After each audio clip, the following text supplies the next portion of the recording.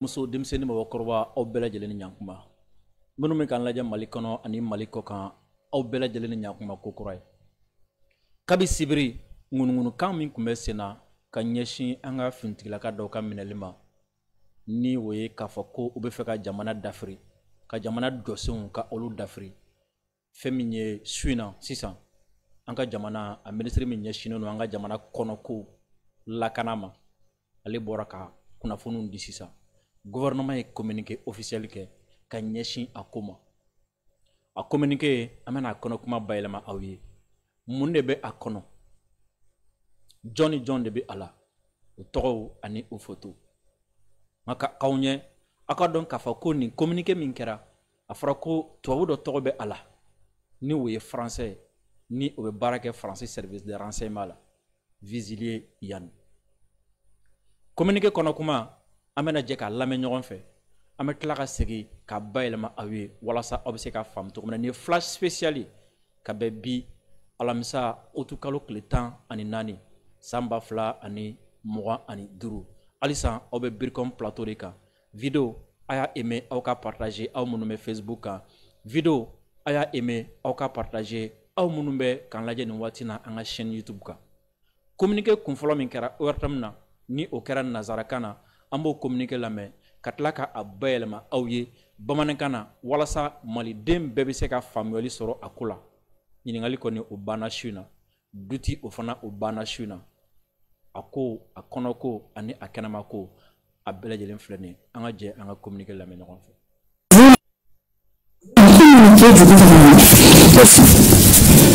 Communiqué numéro 0077 du gouvernement de la transition. Le gouvernement de la transition informe l'opinion nationale de l'arrestation d'un groupuscule d'éléments marginaux des forces armées de sécurité maliennes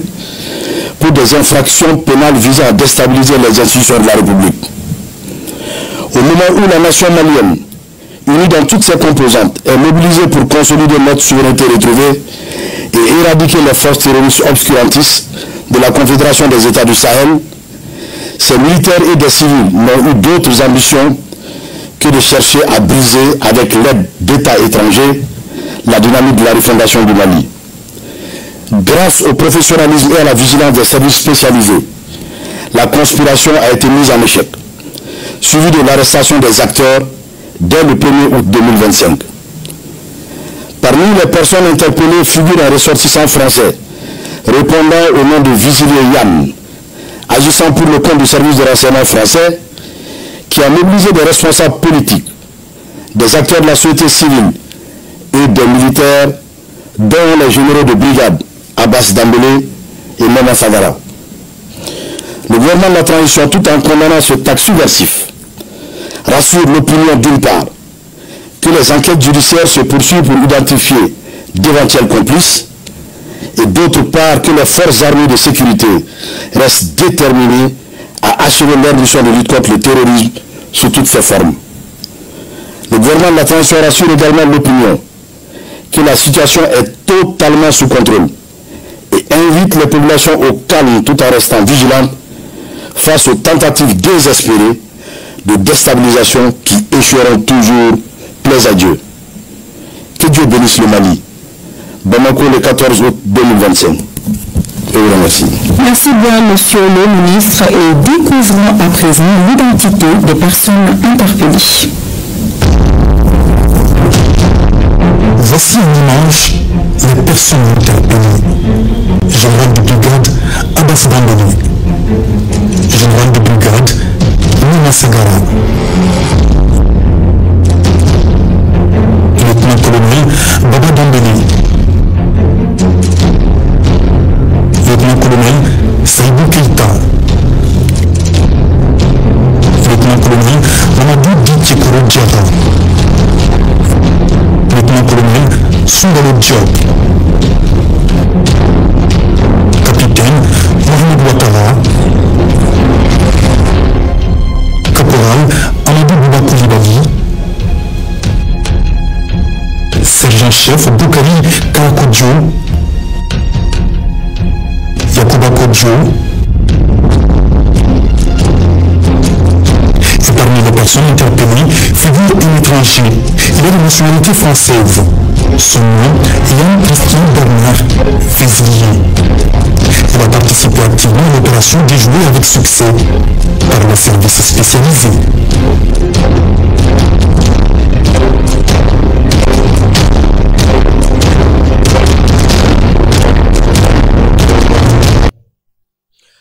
Sisoko communiqué ya yɛrɛ kabi ko kabi utukalo tile fɔlɔ sanba 2025 bɔ kelen nin ko in kalama k'a fɔ ko u bɛ fɛ ka jamana ka dafiri ko tɛgɛ kɛra u kan kabi utukalo tile fɔlɔ sanba 2025 communiqué kɔnɔ kuma sisan an bɛ yɛlɛma ka an bɛ jɛ ka a bayɛlɛma ɲɔgɔn fɛ. Le gouvernement de la transition informe l'opinion de l'arrestation d'un groupuscule d'éléments marginaux des forces armées et de sécurité maliennes pour des infractions pénales visant à déstabiliser les institutions de la République. Mali gouvernement ko oube dien bela jelen la donia kafa ko jekulu do kumbeno mogo do farale nyogon kan mogo munun beno marginaux en koroye u bora jekulu mina o tolu représenter jamakulunin dɔ do mɔgɔ damadɔni do an ka fintigilakaw cɛla ani civil dɔ fana kun bɛ a la ko u ye waleya min kɛ fɛn min an ka code pénal ye o bɛ a kɔn a b'an ka code pénal sɔsɔ wa fana waleya ye a kun dabakun ye jumɛn ye fɛn min an ka jamana jɔsenbaw ka olu kari ka olu dafiri n'o y'an ka institution ye ka olu déstabiliser.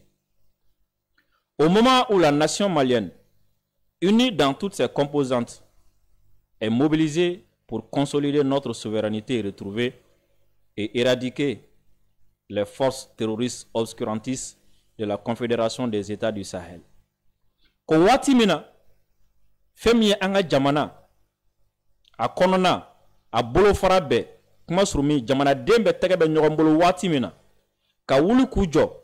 anga yerema horaya min sɔrɔ ka o tɔbɔtɔ ka o sinsin halisa fɛn min ye jatigɛ wale kɛbaga minnu bɛ yen nɔ ni olu kɛlen don ka bingani wale ta nin waati na ka AES jamanaw sɛgɛrɛ ko waati min na jamanaden bɛɛ lajɛlen wulilen don ka u tɛgɛ di ɲɔgɔn ma ka olu kɛlɛ. Ces militaires et des civils n'ont eu d'autre ambition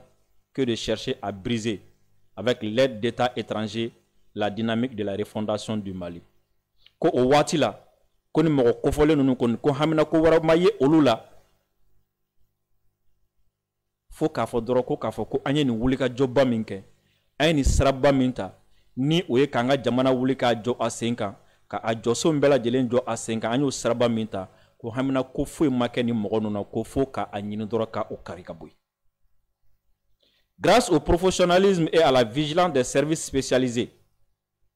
la conspiration a été mise en échec suivi de l'arrestation des acteurs dès le 1er août 2025. Ko alani anka jamana kono minnu ka baara ɲɛsinen don nin ko ninnu kɔlɔsili ma nin ko ninnu balili ma nin ko ninnu nin ko ninnu tangali ma nin ko ninnu balili ma ko ala ni olu ka baara ɲɛdɔn sababuya ala ni olu ka kɔlɔsili sababuya ko o de kɛra sababu ye ko ka nin mɔgɔ ninnu u ka nin wulikajɔ in ko ka a bali a ma se ka kɛ wa fana minnu kun bɛ a wulikajɔ in na ko tɛgɛ dar'u kan kabi utukalo tile fɔlɔ san 2025. Parmi les personnes interpellées figure un ressortissant français répondant au nom de Fézilier Yann, agissant pour le compte du service de renseignement français qui a mobilisé des responsables politiques, des acteurs de la société civile et des militaires dont les généraux de brigade Abbas Dambélé et Nema Sagara. Ko mɔgɔ minnu ye nin wulikajɔ in kɛ ko u cɛla ko mɔgɔ dɔ tun bɛ a la min ni a bɛ bɔ faransi ni faransɛ don a tɔgɔ ye ko Fézilier Yann a kun bɛ ka baara kɛ faransi service de renseignement o tɔgɔ la o ka yamaruya kɔnɔna la ko ale mɔgɔ ye ni o ye faransɛ ni o ye Fézilier ko ale de ye mɔgɔ caman fara ɲɔgɔn kan o min politiki ɲɛmɔgɔw b'a la ko fɛn min ye société civile o fana mɔgɔw bɛ a la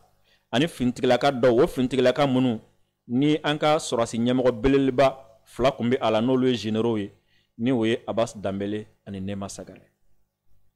Le gouvernement de la transition, tout en condamnant ce acte subversif, rassure l'opinion, d'une part, que les enquêtes judiciaires se poursuivent pour identifier d'éventuels complices, et d'autre part, que les forces armées et de sécurité restent déterminées à achever leur mission de lutte contre le terrorisme sous toutes ses formes. Mali transition gouvernement, ko oube ni walian oube akon, walian min daba kunye walasa kase ka nani hakilishon ye kanani bisi basay, ka walian ke walian munumi jamana dafri, ku be bela jelen fana, ka da jamana dem bela jelen tuluka, ube bela jelen hakil lasigi, ka fako, feminye sharia seka sekale munun kan ake, walasa mogo semana ye ninkwena, uka nyini tega ka dauka ko barabi tosena, ko fana kofe, femi anga jamana fintigla kawi, ko ubeto u kalenkanka,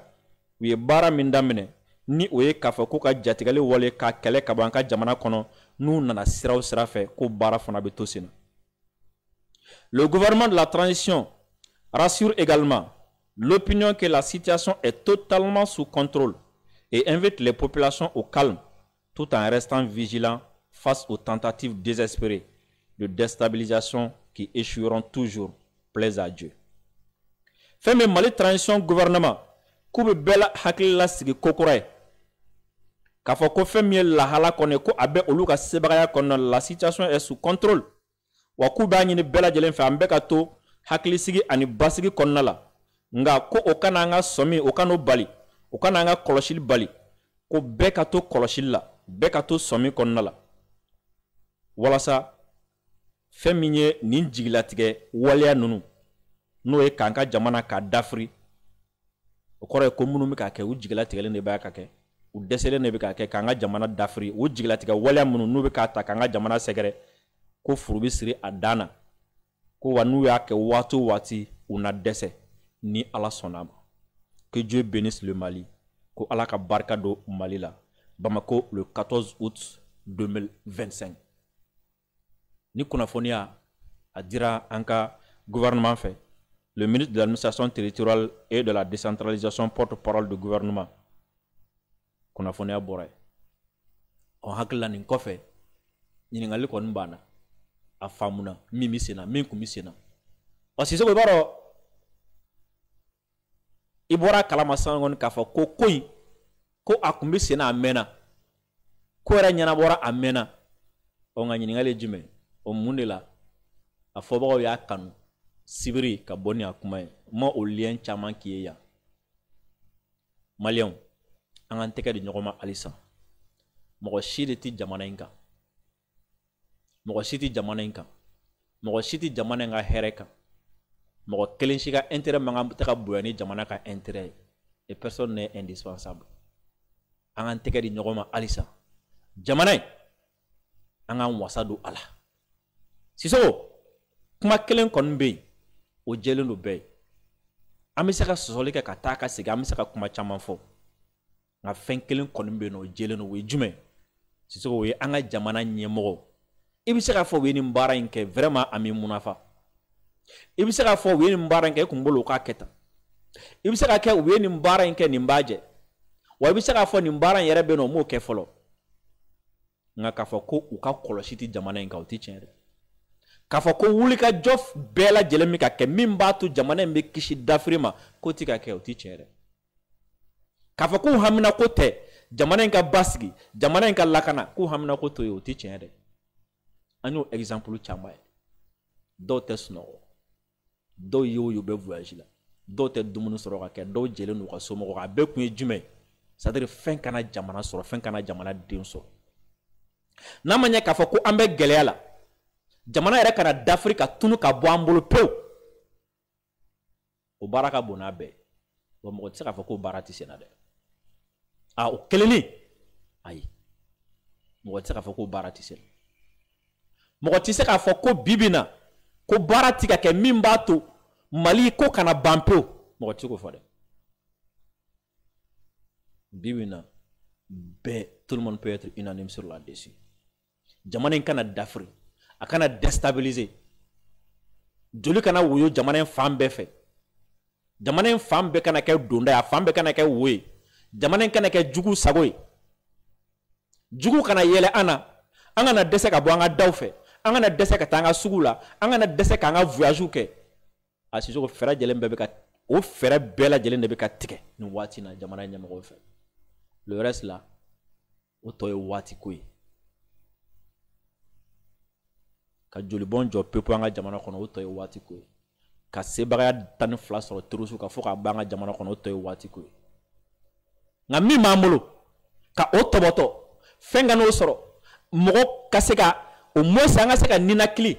an kana kɛ Sudan ɲɔgɔn ye an kana kɛ Kisangani ɲɔgɔn ye a Sisoko o fɛɛrɛ o bɛ sen na wa effort bɛɛ lajɛlen bɛ ka bila sen na o kama an bɛɛ ka jɛ ka dugawu kɛ jamana ye an bɛɛ ka jɛ ka dugawu kɛ an yɛrɛ an bɛɛ ka jɛ ka dugawu kɛ a bɔra fɛn o fɛn fɛ ka na Ala ka d'an kɔ ka Ala k'an dɛmɛ a ko ka se ka kunbɛn jugu bɔra yɔrɔ yɔrɔ tiɲɛnikɛla bɔra yɔrɔ yɔrɔ wa a tiɲɛnikɛla fana bɛ ka kɛ kungo kun kama a bɛ ka kɛ ŋaniya o ŋaniya kama ale de bɛ bɛn ŋaniya dɔn Ala k'an ka jamana kisilen to an bolo quoi Ala k'an ka jamana kisilen to an bolo n'i y'a fɔ mɔgɔw ye k'a fɔ ko dɔw bɛ yen nɔ bɛɛ k'i yɛrɛ farati Sisoko ma deli ka nin f'i ye a mɛnna nin sujet kelen kɔnɔ yan n ko bɛɛ k'i yɛrɛ farati n ko AES kɔnɔ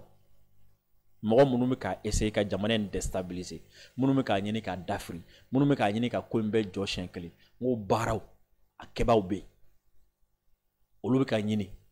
ko wa bɛɛ k'i tɔgɔ dɔn i yɛrɛ la bɛɛ k'i tɔgɔ dɔn i yɛrɛ la ni e ta ye ko dɔ de bɛ ka kɛ e bɛ fɛ k'o dɔrɔn de dénoncer walasa ka jamana ka taa ɲɛ ko dɔ bɛ yen nɔ e m'o dɔrɔn de faamu e bɛ fɛ k'o faamu walasa jamana ka taa ɲɛ i k'i tɔgɔ dɔn i ni dɔw ta fɔcogo kana kɛ kelen ye i k'i tɔgɔ dɔn i ni dɔw kana ɲɔgɔn sɔrɔ fankelen fɛ i k'i tɔgɔ dɔn i ka kɛlɛ ni dɔw ka kɛlɛ kana don ɲɔgɔn na sinon i bɛ to durunare jukɔrɔji la dɛ bamananw ko ten ko misi bilenman ye mɔgɔ fa faga n'a ye fɛn bilenman fɛn fɛn natɔla ye a b'a ka fɛɛrɛ tigɛ dɛ o la nin na aw n'a faamu munna fɛn caman bɛ bali jamana in kɔnɔ aw kan ka faamu nin fana senfɛ munna fɛn caman bɛ yen nɔ a bɛ fɔ ko to yen jamana in kɔnɔ a kan k'o fana faamu nin fɛn ninnu senfɛ munna liberté caman bɛ yen nɔ a bɛ fɔ ko mɔgɔw ka jɛ a kɔ nin waati ninnu na o fana caman bɛ faamu nin senfɛ parce que an bɛ moment exceptionnel de kɔnɔna la an bɛ waati kɛrɛnkɛrɛnnenw de kɔnɔna la waati kɛrɛnkɛrɛnnenw kɔnɔna la mɔgɔw kan ka jogo kɛrɛnkɛrɛnnenw de ta waati kɛrɛnkɛrɛnnenw kɔnɔna la mɔgɔw kan ka kuma kɛrɛnkɛrɛnnenw de kɛ o waati kɛrɛnkɛrɛnnenw kɔnɔna la mɔgɔw kan ka yɔrɔ kɛrɛnkɛrɛnnen dɔw ye k'u to yen waati kɛrɛnkɛrɛnnen dɔw kɔnɔna la mɔgɔw kan ka laɲini kɛrɛnkɛrɛnnen dɔw ye k'u to yen k'i bɛrɛ bɛn parce que fɛn kelen kɔni bɛ yen nɔ kuma dɔ la ni mɔgɔ bɛ sɔn o ma dɛ kuma dɔ la ni mɔgɔ dɔ bɛna sɔn k'i sigi ka tiɲɛnikɛla dɔ natɔ la k'a bɛna tiɲɛni kɛ a bɛna tiɲɛni don jamana kan a bɛna tiɲɛni don ko k'i sigi k'o natɔla lajɛ a yɔrɔ la liberté ko ɲɛnami ko fɔlɔ dɛ Sisoko ni ne tun b'an bolo k'a fɔ aw ye nin waati in na ka aw fo ka aw waleɲuman dɔn que Dieu bénisse le Mali salamu alaikum